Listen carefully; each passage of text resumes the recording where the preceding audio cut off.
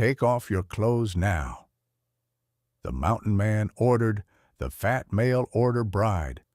But what he really wanted was, "Take off your clothes now," Marcus Thornton jeered, loud enough for the whole square to hear.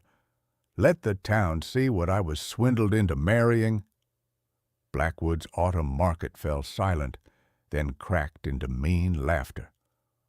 On the rough plank auction block stood Clara Bennett, 24, travel-worn from 2,000 miles of rattling coach wheels, cheeks raw from the wind, dress stained by a journey she had made with hope, and a ring folded in a handkerchief.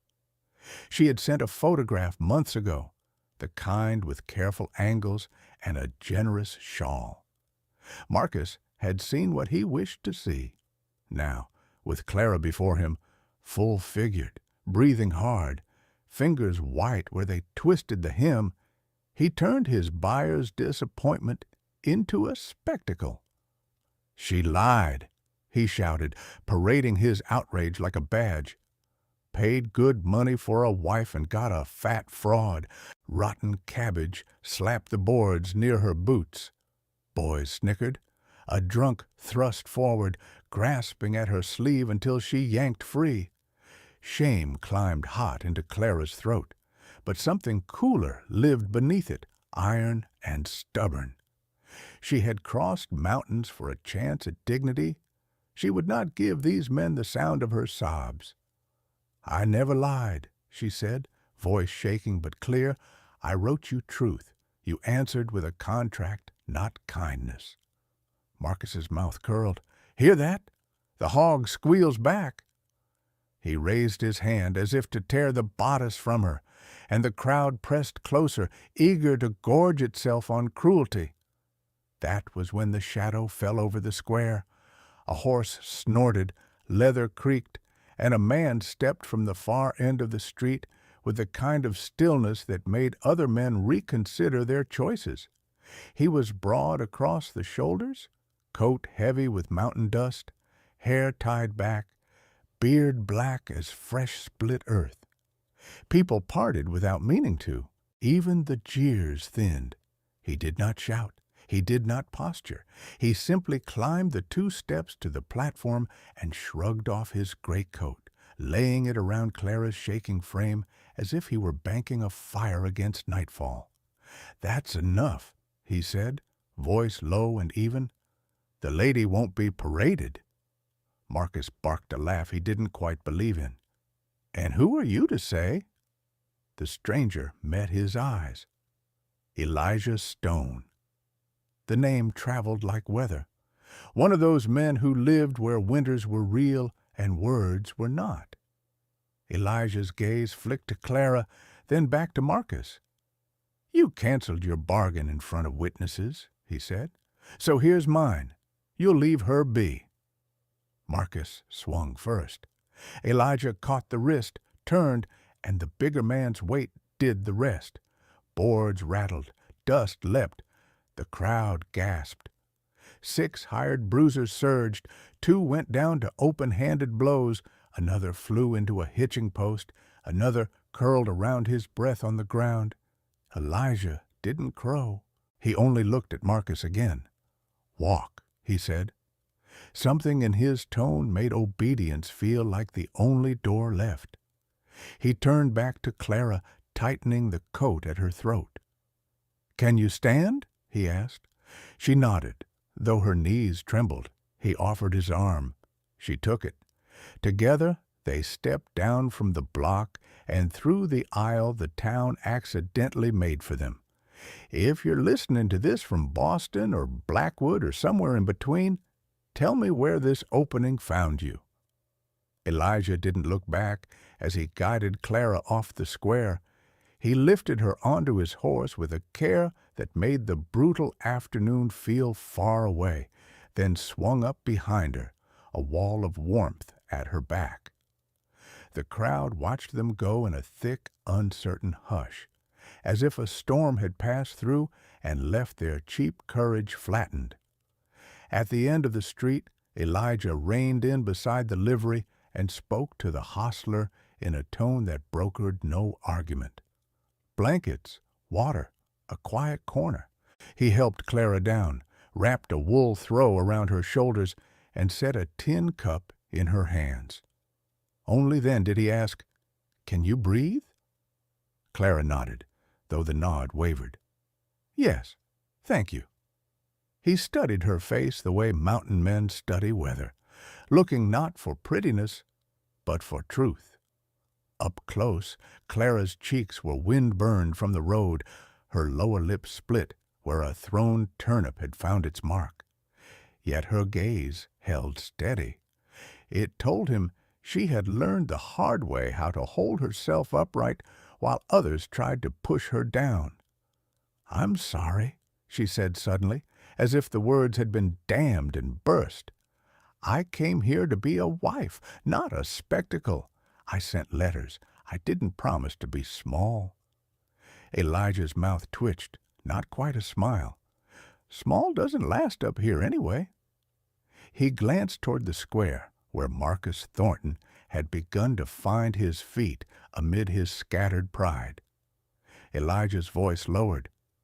"He'll stir the sheriff if he can. We should move." They crossed to the general store.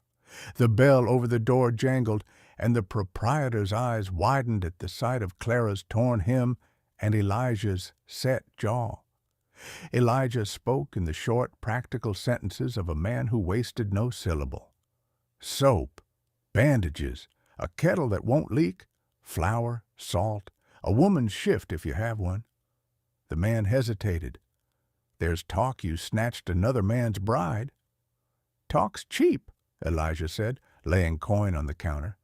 "These aren't." Clara stood very still, listening to the click of scoops on glass. Her hands wanted to shake, but pride pinned them in place. When Elijah tied up the parcels, he handed her one, not out of gallantry but partnership, as if saying, "You carry what you can, I'll carry what's left."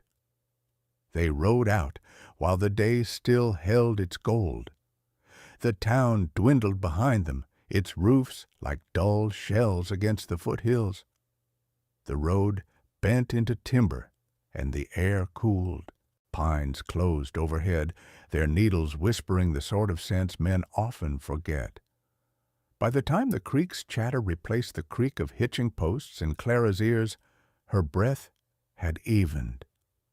"Does anyone live with you?" she asked at last, the question small in the big woods. "No." Elijah's answer was clean and spare. "Haven't for a while." "Because of the way the town looks at you?" "Because the mountain doesn't look at me at all," he said, and the odd peace in it made something inside her loosen. The cabin appeared where the slope gentled, logs tight chinked, roof sound, smoke rising thin from a stone chimney. It was not large, but it was competent. A man had made this with his hands and his patience. A man had mended it again when storms tore at it. Elijah lifted Clara down once more, and when her knees wobbled, he didn't pretend not to see. He set a hand at her elbow until the ground steadied beneath her boots. Inside, warmth wrapped them. The room was plain and orderly, a table scarred by honest work, shelves stacked with jars. A rifle above the mantel kept more like a tool than a threat. There were other signs, too, that someone had once tried to soften the edges. A blue scrap of ribbon tied to a curtain tie-back. A small painting of a creek no grander than the one out back. Clara took it in without staring. Elijah banked the fire and put water on. "You're going to be sore," he said, "and you're going to be cold from the inside out. That's a kind you can't see." Clara lifted her chin. "I'll manage." "I know you will." He nodded to the steaming kettle. "I'm still going to help you." When the water was ready, he set a wooden tub behind a standing screen and laid a folded shirt and soft, clean shift on the near chair. He turned to her then, face as grave as at the square.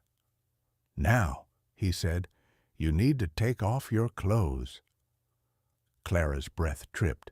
The words were the same Marcus had flung at her, and memory rushed up like a black tide. She held the blanket tighter. Elijah saw it hit her and spoke quickly, steadily, as one calms a spooked horse. "Your dress is wet and filthy.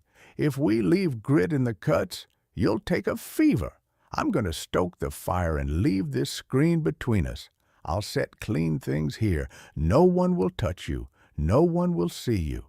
The only thing that matters is getting your skin warm and your wounds clean." The room listened. So did Clara's heartbeat. It slowed from a gallop to something like a walk. She nodded. All right. He kept to his word. He stoked the fire, kept his eyes on the flame and his body on the far side of the screen. Clara's dress came away from her with a wet whisper. She eased into heat and almost wept at the ache of it, the sting that promised healing, not humiliation. Steam lifted the day from her, the town's laughter, the turnips' sting, Marcus's hand.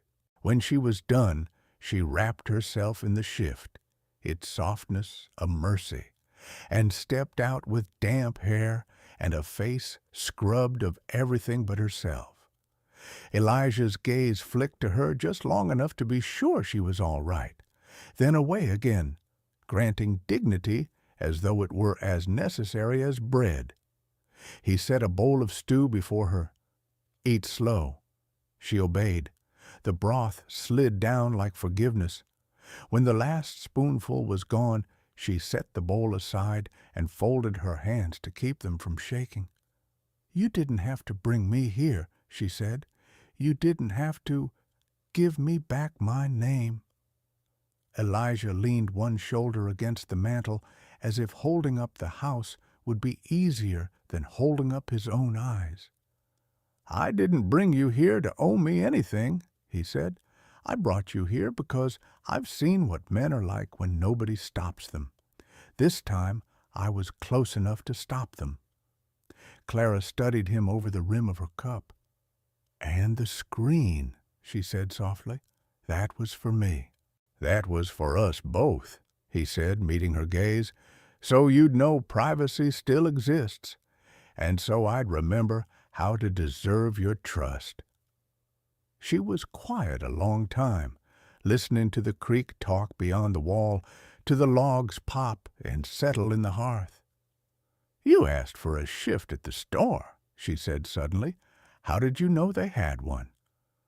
"I brought it there," he answered, and the room altered around the words. Clara looked to the ribbon on the curtain. "For your wife?" Elijah's jaw worked once. "For the life that used to be in this room," he said. "I'll tell you when you've slept." She didn't press. Weariness tugged, but a new strength stood with it. Not the brittle kind that faces down a mob, but the quiet sort that makes bread in the morning and keeps a lamp trimmed against the dark. She rose, and he gestured down the short hall.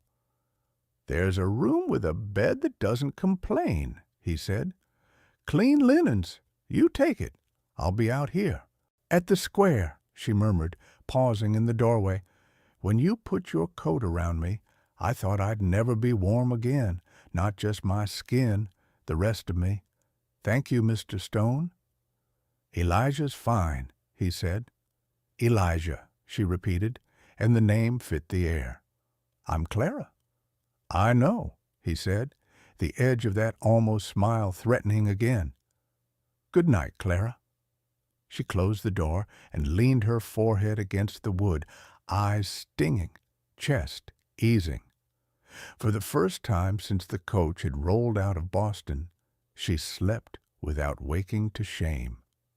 In the main room, Elijah sat with his back to the firelight and stared at the small painting of the creek. He had not planned to be anyone's savior when he rode into town. He had planned only to sell pelts, buy salt, and return to the only conversation he knew: wind, water, wood, But the mountain had set a different task in his hands, not to teach a woman to be small, but to teach her, if she chose, to live large enough for the life waiting here.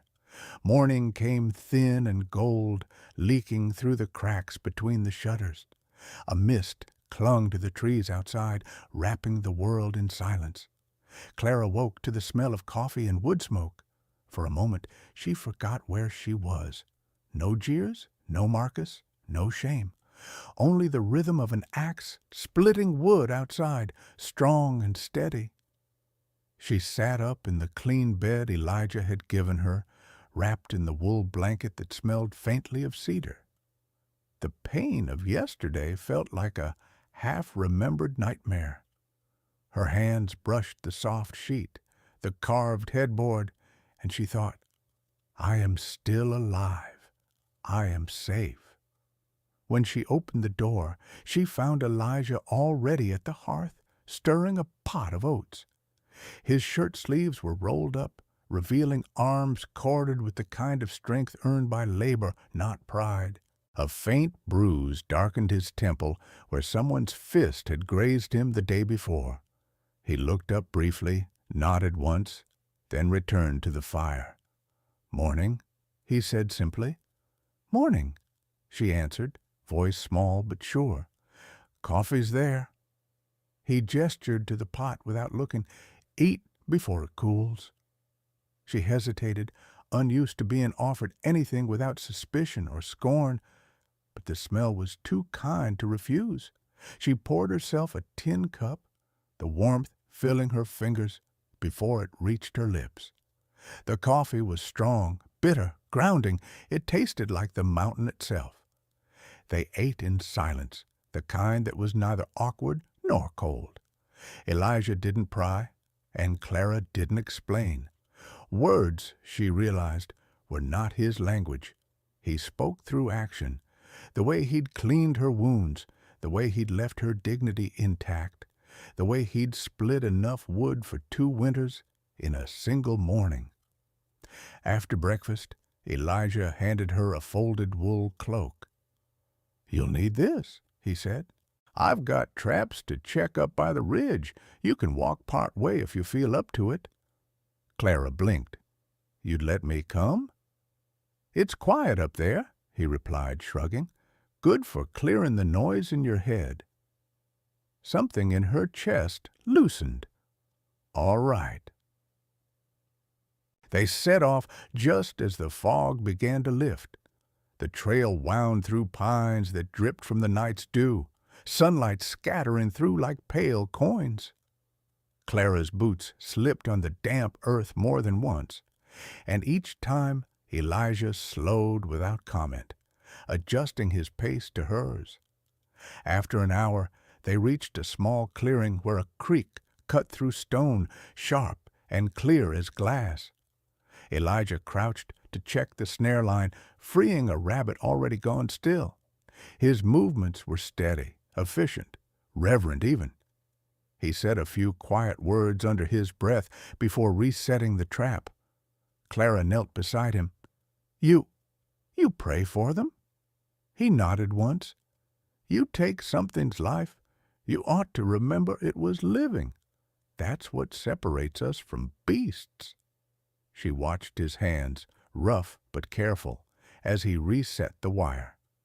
"You're not what people in town say." He looked at her then, one brow lifting slightly. "What do they say?" "That you're dangerous, that you live alone because you can't stand people." His mouth curved faintly, neither smile nor denial. "They're half right. I can't stand cruelty dressed up as decency.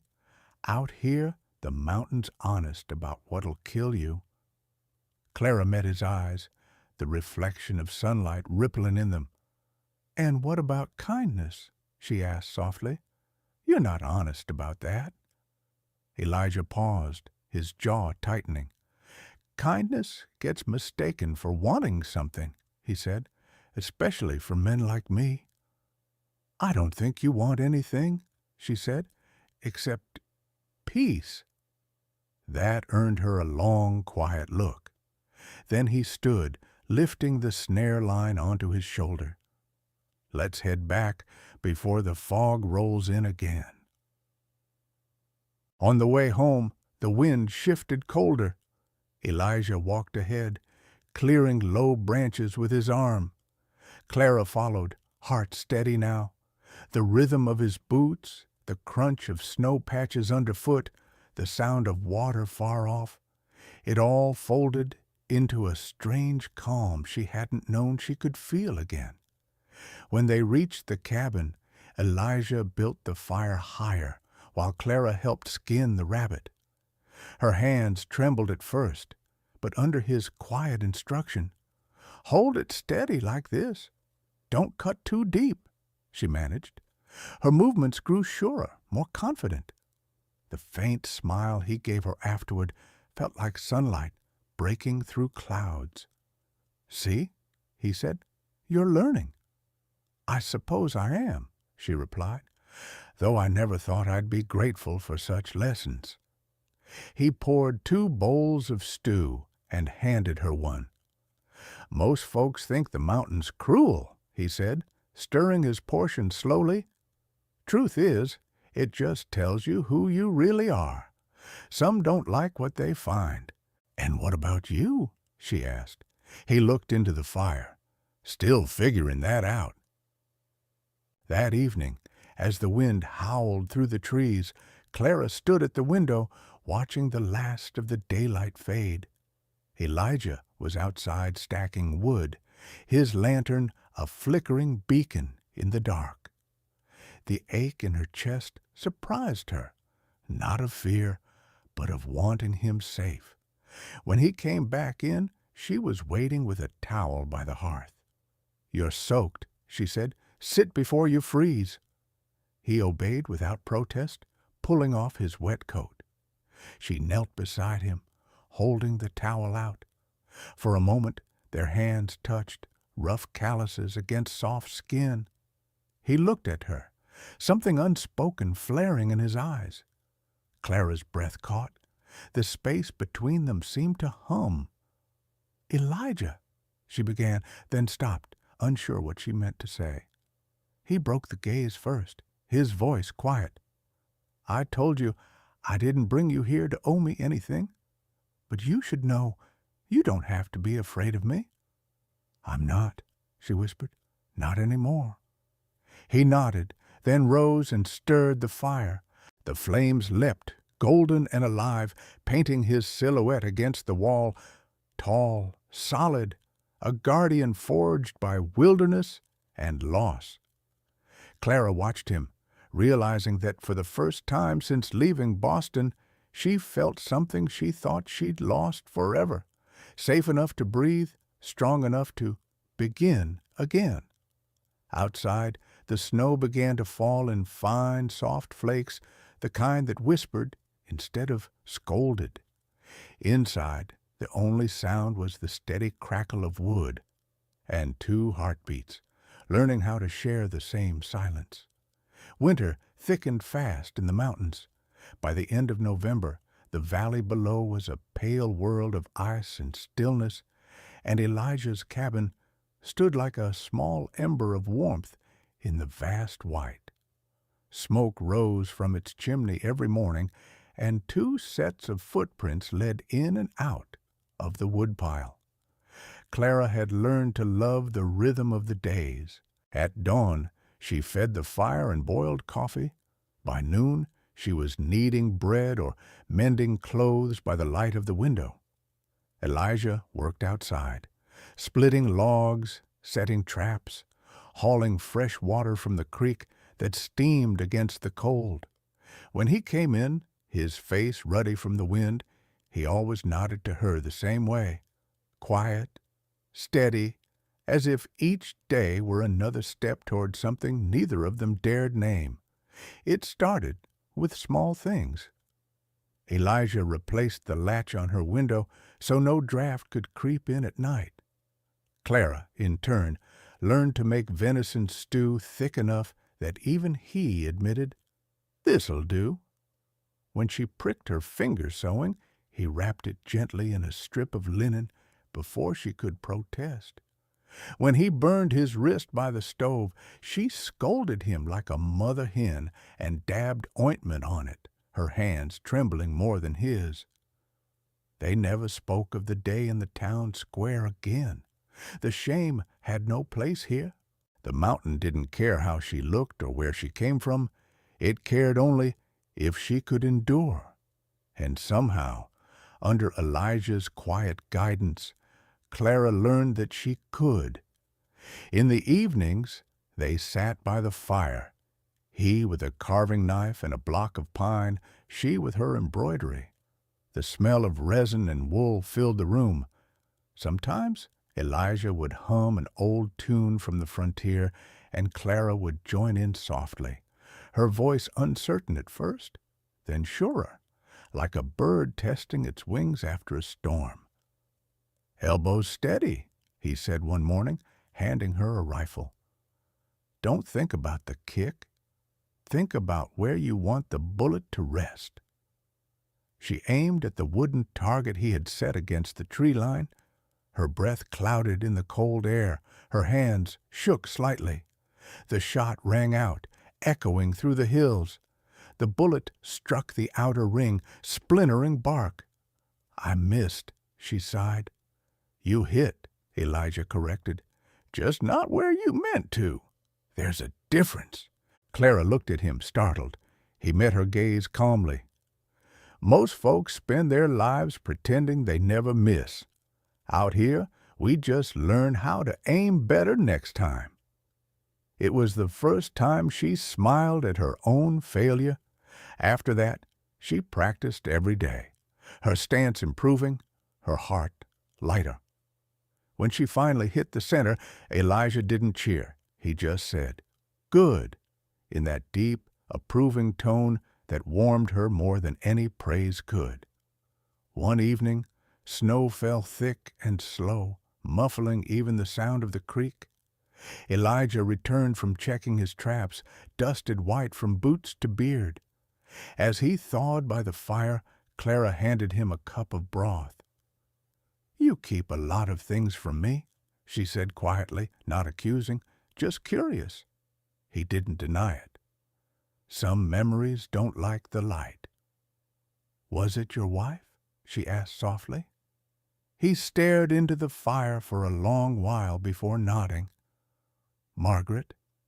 She died 3 winters ago. Childbirth. I tried to bring her down the pass for a doctor, but the snow came faster than I did." Clara's throat tightened. "I'm sorry." "Don't be." His voice was steady, but his eyes were far away. "She was kind. She liked to sing while she cooked. Same song you hum sometimes." Clara blinked, surprised. "I didn't know anyone else knew it." "She used to say the mountain listened better when you sang to it," he said, a faint smile tugging his lips. "Guess she was right." Silence settled again, but this time it wasn't heavy. It was shared. For the first time, Clara understood that the sadness in Elijah wasn't a void. It was a wound that had learned to breathe. February broke with a softer light. Snow still covered the slopes, but the birds had begun to return, tentative and hopeful. Clara hung laundry on the line behind the cabin, humming that same song, when Elijah came up the trail carrying a small pine sapling over his shoulder. "What's that for?" she asked. "For planting," he said. "Something to take root where the ground's ready." They dug a hole together in the thawing earth, their breaths misting side by side. When they finished, Elijah pressed his hand against the soil. "This'll be here long after we're gone," he said. "Then it should have a name," Clara replied. He tilted his head. "What would you call it?" She thought for a moment. "Grace, because it's what brought me here." For the first time he laughed, a quiet, rough sound that seemed to shake the cold out of the air. "Grace it is." That night, as they sat by the fire, he poured 2 cups of coffee and raised his in a silent toast. "To Grace," he said. "To Grace," she echoed, her eyes reflecting the firelight. One evening in late March, a violent blizzard swept down from the ridge, hammering the cabin with wind and sleet. The shutters rattled, the chimney howled. Elijah barred the door and threw extra logs on the fire. Clara helped, her heart pounding. The roof groaned as the storm raged. When a crack of thunder split the sky, she flinched instinctively, covering her ears. Elijah crossed the room and knelt beside her. "Hey," he said softly, "look at me." She did. His eyes were calm, steady, anchored. "The mountain's just speaking loud tonight," he said. "Nothing here will fall."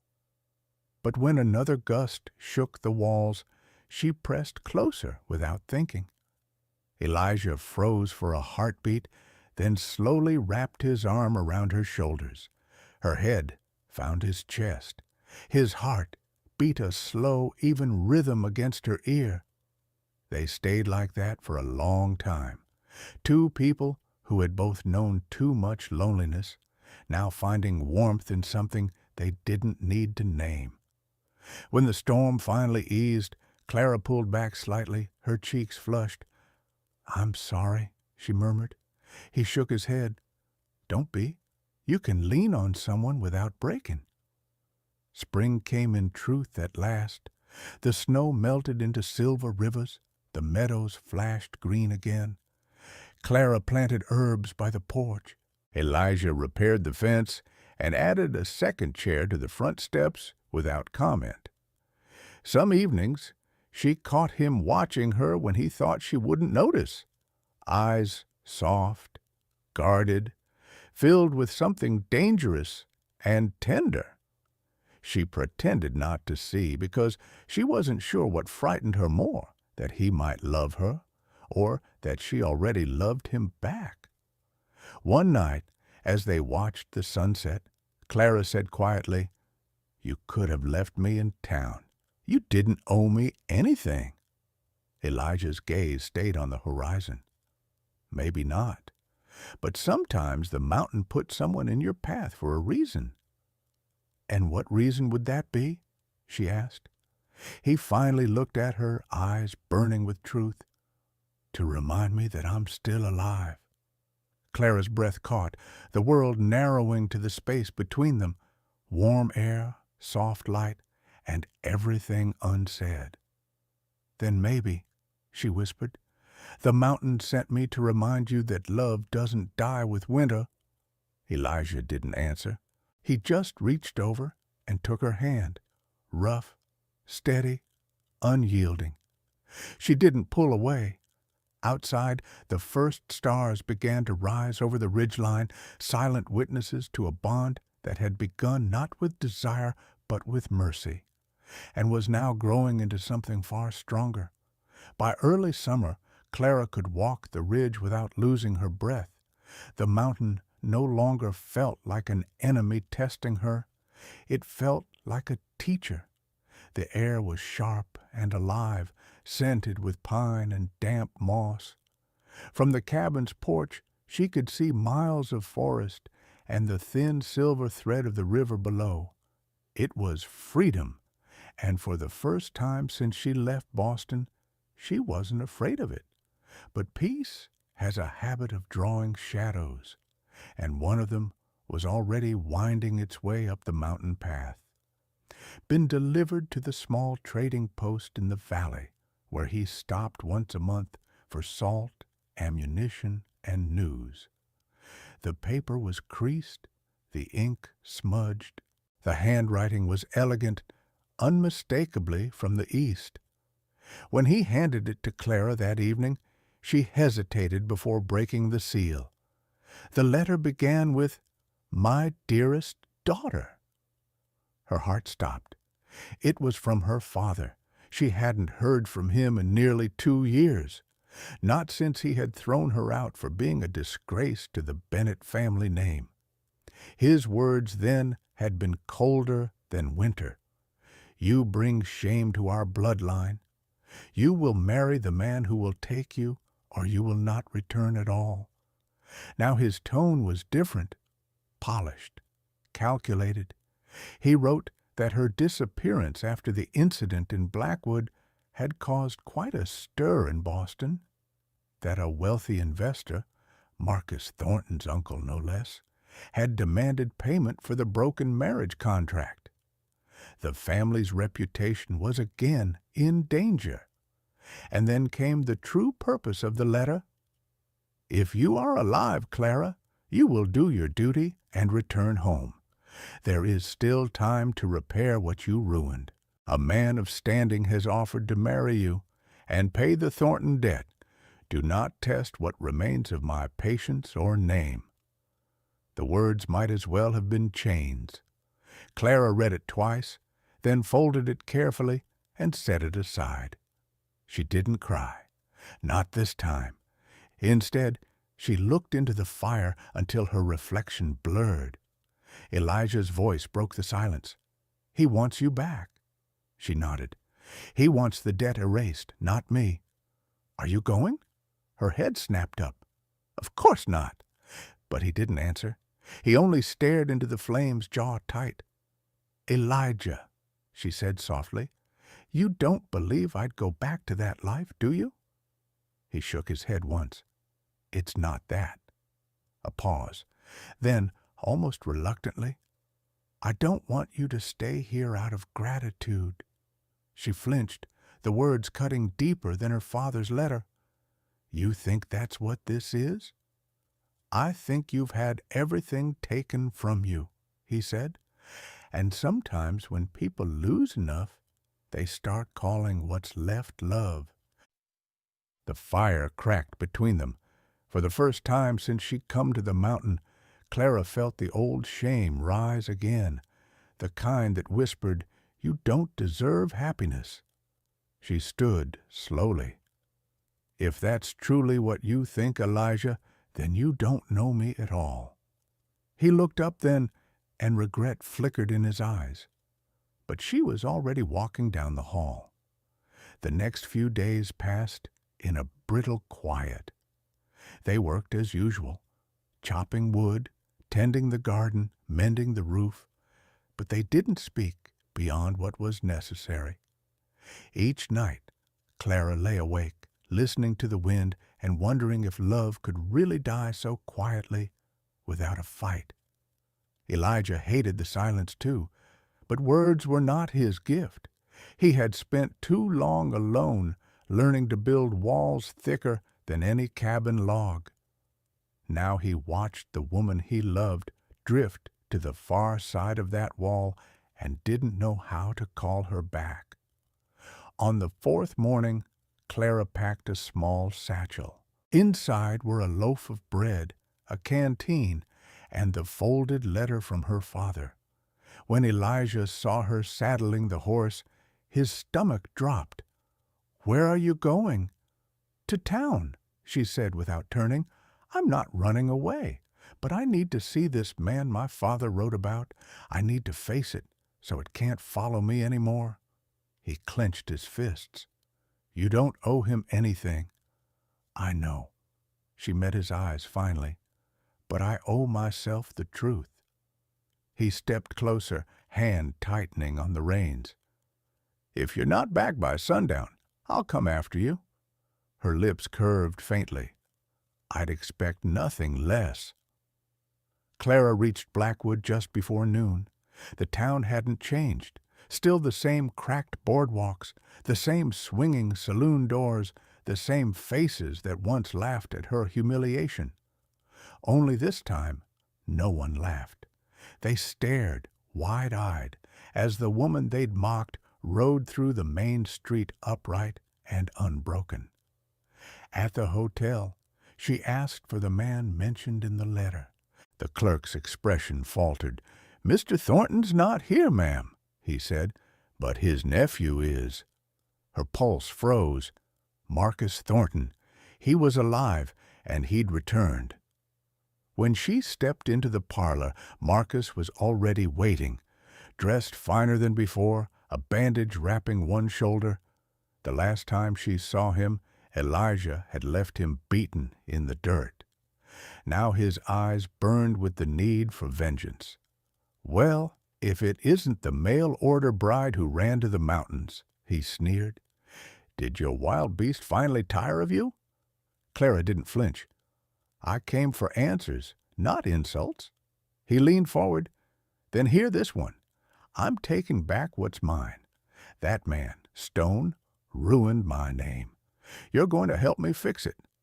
She laughed bitterly. "By marrying you? I'd rather die." Marcus's smirk widened. "No, by leading me to him. The sheriff's already got a warrant for his arrest. Assault, theft, you name it. But the mountains are his home. You're the only path into them." Clara stared at him, horror dawning. "You want me to betray him?" "I want justice," he said coldly, "and I'll have it, with or without your help." She turned to leave, but two deputies stepped into her path. Marcus's grin sharpened. "It's a long ride to his cabin. You can come willingly, or you can come tied." By the time Elijah realized what had happened, dark clouds were gathering over the ridge. He found Clara's satchel still on the porch. She hadn't planned for a fight, but one had found her anyway. He grabbed his rifle, mounted his horse, and followed the trail down through the pines. Lightning flickered across the valley when he saw them, 3 riders forcing Clara ahead of them through the rain. Marcus rode behind, shouting orders. "Elijah!" she screamed when she spotted him on the rise. He didn't hesitate. The rifle barked once, and one of the deputies tumbled from his saddle. The horses scattered. Clara ducked low, grabbing the reins and bolting toward the tree line. Marcus cursed and fired back.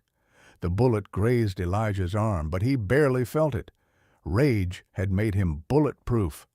When he caught up, Marcus had cornered Clara near the edge of the cliff, the same river roaring hundreds of feet below. "It ends here," Marcus shouted, gun trained on Elijah. "Step closer and she dies." Elijah's breath steamed in the cold rain. "You've already done enough dying for one lifetime, Thornton. Don't finish the job." But Marcus wasn't listening. His finger tightened on the trigger. Clara, without thinking, stepped between them.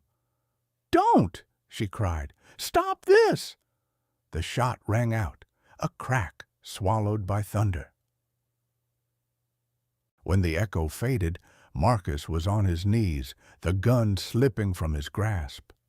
Clara stood unharmed, Elijah's rifle smoking in his hands. Marcus looked up once, shock in his eyes, then toppled backward into the river below. The silence that followed was deafening. Elijah dropped his weapon, breathing hard. Clara turned to him, rain and tears mingling on her face. "You could have died." "So could you," he said, "and I'd rather it be me." She threw herself against him, sobbing into his chest. He wrapped his arms around her, holding her as if the storm could no longer touch them. When they reached the cabin that night, both were soaked and shaking, but alive. Elijah cleaned his wound in silence while Clara lit the fire. When he finally sat down beside her, she reached for his hand. "I thought I'd lost you," she whispered. He looked at her, eyes softening. "You almost did, because I didn't trust what was right in front of me." She shook her head. "No, because we both forgot what brought us here in the first place. Not debt, not duty, but choice." Elijah exhaled slowly. "Then I choose you, Clara Bennett, whatever comes after." Her hand tightened around his. "And I choose you, Elijah Stone, even if the whole world calls us foolish." The fire crackled between them, bright and alive, a small defiant heart beating against the dark. The storm had passed, but the mountain still groaned with its aftermath. Branches lay snapped across the trail, the creek ran high and wild, and the air smelled of iron and pine. For 2 days, Elijah and Clara barely spoke, not from distance, but exhaustion, the kind of silence that comes after surviving something that should have killed you. On the third morning, a sharp knock rattled the cabin door. Elijah froze. Only a few men would ride this high up the pass. He reached for his rifle. Clara, already pale, whispered, "The sheriff?" The door swung open. Sheriff Crane stood there, hat dripping, eyes hard. Behind him were 2 deputies. Their rifles were already raised. "Elijah Stone," Crane said, voice flat. "You're under arrest for the killing of Marcus Thornton." Elijah didn't move. His jaw flexed once, but his voice was steady. "He shot first." "Maybe so," the sheriff said, "but the law don't care about maybe. Thornton's family's put up a bounty big enough to build me a new jailhouse." Clara stepped forward before Elijah could speak. "It was self-defense. Marcus tried to—" Crane's gaze flicked to her, narrowing. "You must be the mail-order bride I heard about. Didn't figure you'd still be alive." Elijah's knuckles whitened on the rifle. "Watch your mouth." The sheriff smirked. "Easy, mountain man. I just need your side of the story. Back in town." "I'm not going anywhere with you," Elijah said quietly. "Then I'll take you dead," Crane replied, cocking his revolver. The sound of it, the cold final click, echoed through the cabin. Clara's heart hammered so loud she could barely breathe. Then, without warning, she stepped between them, arms outstretched. "Stop it!" she cried. "You'll have to shoot through me first." Crane hesitated. The woman before him was trembling, yes, but her eyes blazed like fire. "Ma'am, you don't understand." "No, you don't," she interrupted, voice shaking but fierce. "That man out there," she pointed to Elijah, "has saved more lives than you've ever counted. He saved mine, from men like Marcus, from towns like yours. He bled for me. If you arrest him, you'll have to explain to God himself why you dragged the only decent soul on this mountain down to hang for your greed." The sheriff blinked, thrown off balance by the fury in her words. For a moment, the only sound was the rain dripping from his hat brim. Then Elijah lowered his rifle slowly. "Crane," he said, voice calm, "take your men and go. You tell the Thornton family if they want revenge, they'll have to crawl up this mountain themselves. But if they do, they won't come back down." Something in Elijah's tone, quiet, lethal certainty, made even the sheriff's jaw tighten. He looked at the 2 deputies, both shifting uneasily. Finally, Crane spat into the mud, turned and muttered, "This isn't over." When they rode off, disappearing down the valley trail, Clara's knees gave out. Elijah caught her before she fell. "You shouldn't have done that," he said softly. She looked up, tears glistening. "Then who would have?" Elijah brushed a strand of wet hair from her face. His hand lingered. "You always stand where the fire burns hottest." "Maybe," she whispered, "because you taught me how." That evening, as dusk spread across the peaks, Elijah stood outside, watching smoke drift from the chimney into a sky streaked with red. Clara came to his side, her shawl pulled tight around her shoulders. "They'll come again, won't they?" she asked. "Maybe," he said, "but we'll be ready." She looked up at him, the man who had once been a ghost among trees, now flesh and warmth beside her. "You could run, you know. Start fresh somewhere else." He turned, meeting her gaze. "I already did, right here." The words hit her like a heartbeat. Slowly, she reached for his hand. He didn't resist. "I was afraid once," she said quietly. "That love was just a lie told to women like me. But when you wrapped your coat around me that day, it felt real for the first time." He squeezed her hand gently. It was. They stood there as the first stars flickered above the ridge. The wind was cold, but the air between them was warm, thick with everything they'd survived. The law might come again, the mountain might test them, but for now there was peace. And in that peace, Clara laid her head against Elijah's chest and whispered, "You're my home now." His arm tightened around her shoulders. "And you're mine." Spring melted fully into summer, and the mountain changed with it. The snow retreated up the slopes. Streams ran silver and quick, and the air smelled of pine sap and wildflowers. The world had begun again, and so had they. Clara stood on the porch in the early morning light, her hands resting on the gentle curve of her stomach. The faint kick beneath her palm made her smile. She whispered, "You'll see, little one. You'll grow up where the air is clean, where no one laughs at kindness or cruelty. You'll grow up free." Inside, Elijah was at the table sharpening his knife, the rhythmic scrape echoing softly. He glanced up when she came in. "The garden's starting to bud," she said. "We'll have beans and turnips soon." He nodded.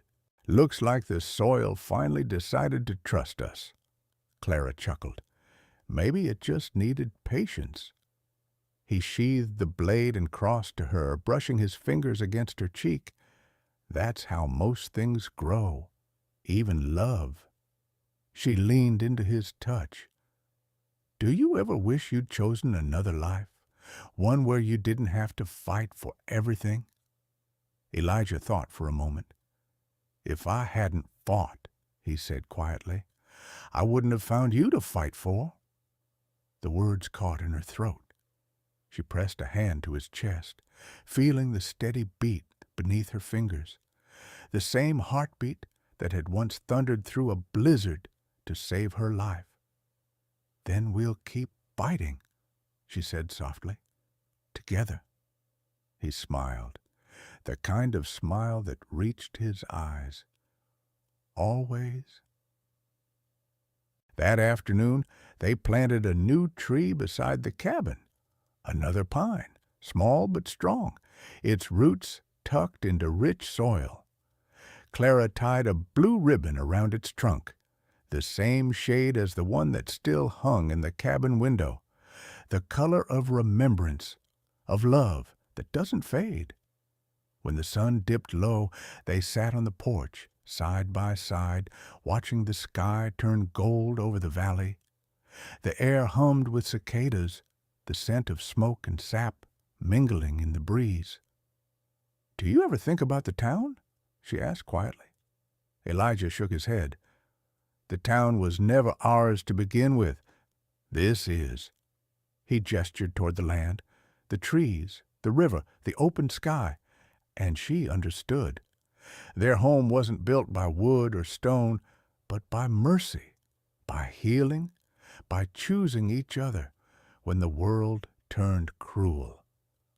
Clara rested her head against his shoulder, and together they watched the last light fade. "Tell me," she whispered, "when the baby's born, what will we name him?" Elijah smiled, gaze on the horizon. "We'll name him Samuel," he said, "for strength that never breaks and grace that never ends." Clara closed her eyes. "Then let him be born into a world like this one, fierce, kind, and free." Elijah kissed the top of her head. "He will be, as long as we keep the fire burning." The stars blinked awake, one by one, over the roof of the cabin, witnesses to a love that had been tested, scarred, and reborn. And for the first time in years, Elijah Stone and Clara Bennett slept without fear of the dawn. Every time I tell a story like this, I'm reminded that love isn't born in comfort. It's forged in storms, in cold nights, and in the quiet courage of two souls who refuse to give up on each other. Clara and Elijah's story isn't just about survival. It's about choosing to believe that kindness can still exist, even in a world that mocks it. If you're listening somewhere tonight, from a busy city or a lonely mountain, tell me, where are you hearing this story from? And if you still believe in love, stay a while. The next story is for you.